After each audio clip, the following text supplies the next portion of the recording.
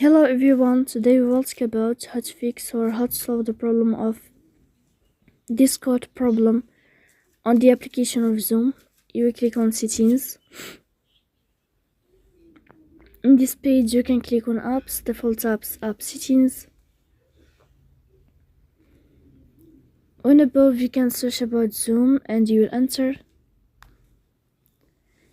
Then you can click on first stop and you can click OK. After that you'll enter to the window of storage. Here you can click clear case. Don't click clear data because that can delete your account. In the end, you can turn off your phone and you can wait a moment to turn on your phone again. So please don't forget to support us by like and subscribe. See you next time in another video and thank you for your attention.